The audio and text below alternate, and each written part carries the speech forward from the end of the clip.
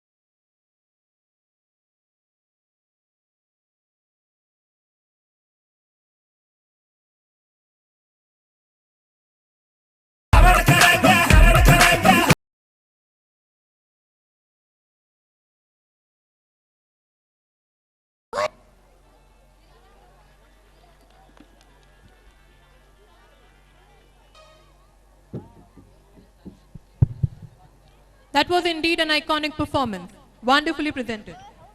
And now it is time we listen to the blessing words of our Reverend Chief Guest, Mr. Pramod Chajed. I request Honorable Sir to kindly come and speak a few words. Respected Sir, please.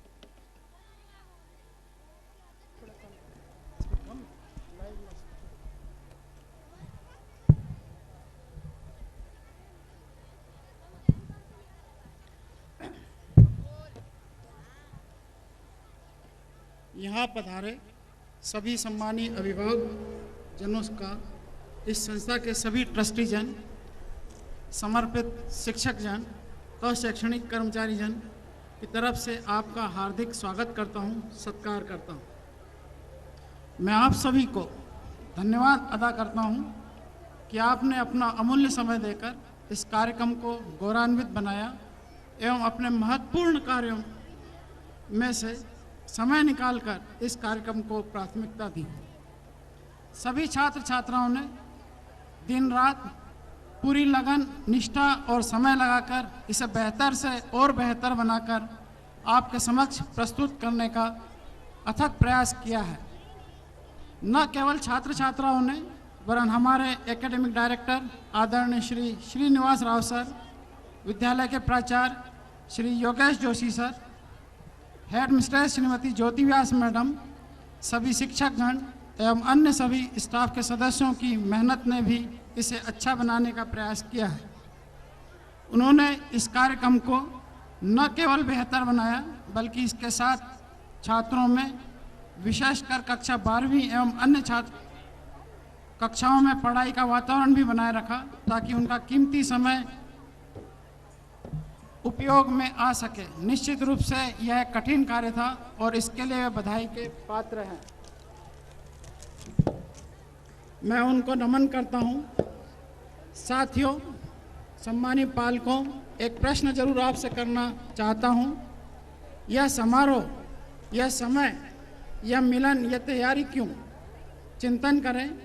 जहां तक मैं समझ पा रहा हूं, number 1, वार्षिकोत्सव के माध्यम से छात्रों में कला के प्रति प्रेम, उसके प्रति जागरूकता बढ़े, जो जीवन के सर्वांगीण विकास के लिए अति आवश्यक है।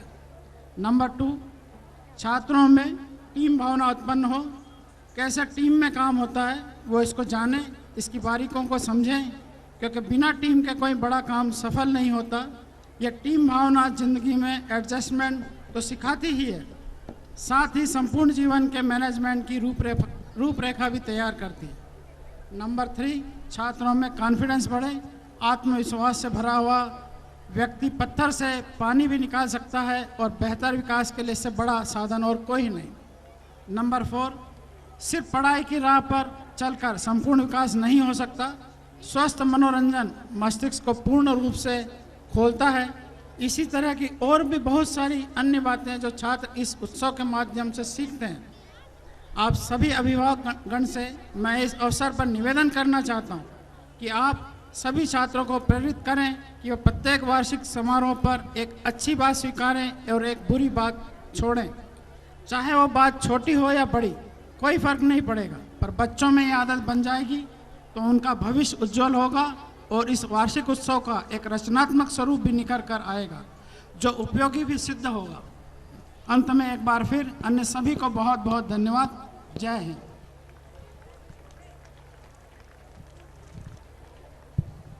Thank you very much, sir, for your wise words.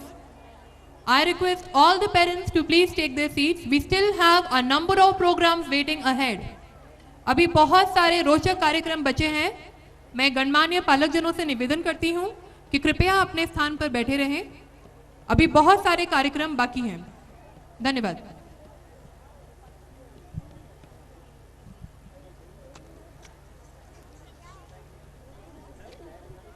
Thank you ma'am. अब हम चलते हैं हमारी अगली प्रस्तुति की ओर। हमारी अब तक की प्रस्तुतियों में हमने कई तरह की नृत्य शैलियाँ देखी तथा उनका आनंद लिया। अब हम चलते हैं एक गंभीर तथा कठिन नृत्य शैली की ओर, जिसे सही अर्थों में कठिन श्रम तथा तप से अर्जित साधना कहा जा सकता है। हम बात कर रहे हैं कथक की। जहरा, क्या तुमने कभी कथक देखा है? Yes, I have seen it. It is such a beautiful dance form. हाँ, सचमुच बहुत ही सुंदर नृत्य है। पर क्या तुम्हें पता है, कथक जैसे अति प्राचीन तथा गौरवशाली नृत्य की इजाद का श्रेय जाता है उत्तर प्रदेश की उन्नत संस्कृति को। आजकल के बदलते परिवेश तथा माहौल में जहाँ युवाओं के बीच पाश्चात्य चाल ढाल को अपनाना एक चलन सा हो गया है, वहीं दूसरी ओर एक छोटा सा वर्ग इस गुण नृत्य कला को जीवित रखने में आज भी सफल है। Yes, I agree. Kathak is one of the most magnificent dance form and the choice and charm of the intellectuals. More than the physical movement, the facial expressions are vital. And when performed with perfection, it takes the performer closer to the supreme power. It signifies the purity of heart and soul and also expresses the devotion and dedication and brings about a sense of completeness. अपितु हमारे देश में ही नहीं बल्कि विदेश में भी कथक जैसी नृत्य कला ने हमारे देश की गौरवशाली परंपरा का प्रतिनिधित्व किया है, अर्थात हमारे देश भारत का गौरवान्वित किया है। Our upcoming performance is a tribute to the great dance form of our rich Indian tradition. So please welcome the young dancers of class 7 to present this lovely dance with a huge round of applause.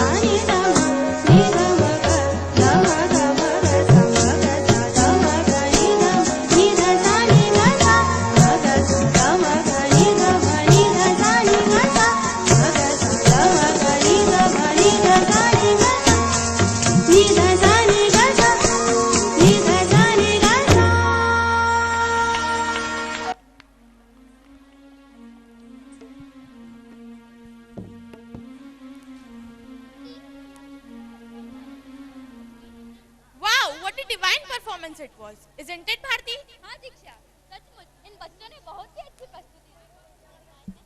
हाँ दीक्षा, सचमुच इन बच्चों ने बहुत ही अच्छी प्रस्तुति दी। अब हम चलते हैं हमारे अपने देश भारत की ओर।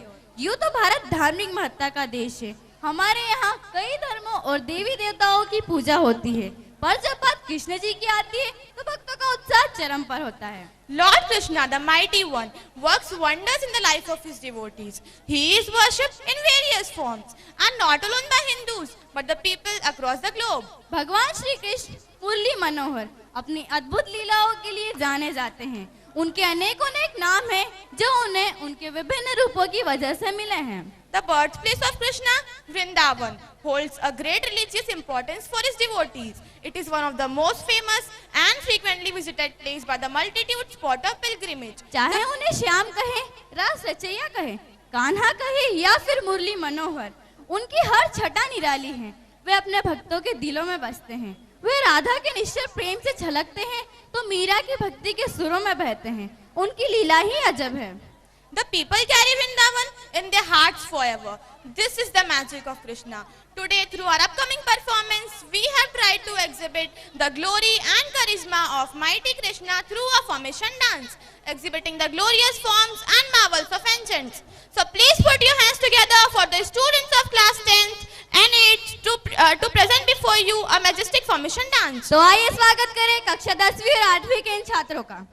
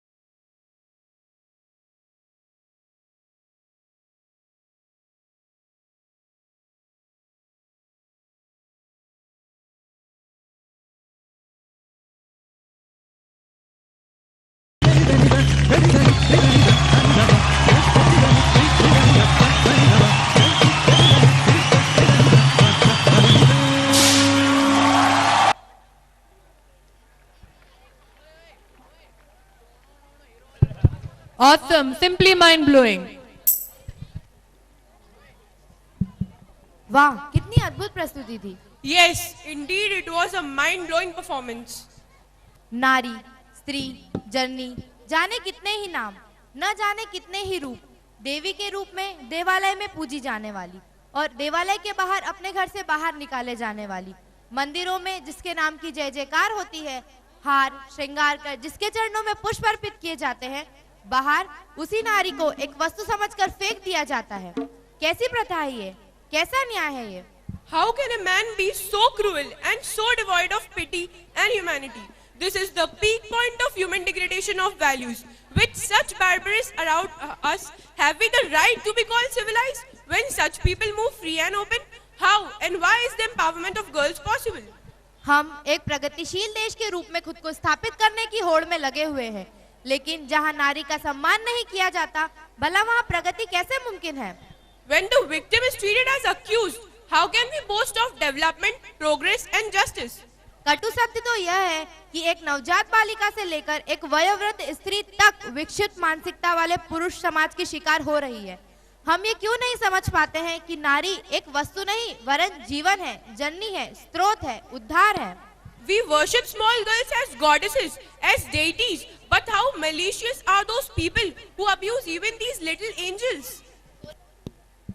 16 दिसंबर की रात दिल्ली, देश की राजधानी में घटी एक विभत्स घटना ने पूरे देश को झकझोर कर रख दिया। एक मासूम लड़की कुछ इंसान रूपी भेड़ियों का बुरी तरह शिकार हुई। एक जवान जिंदगी बर्बाद हो गई और आखिरकार जीवन से हार गई। नाम मिला दामिनी। ठीक इसी तरह एक और खिलखिला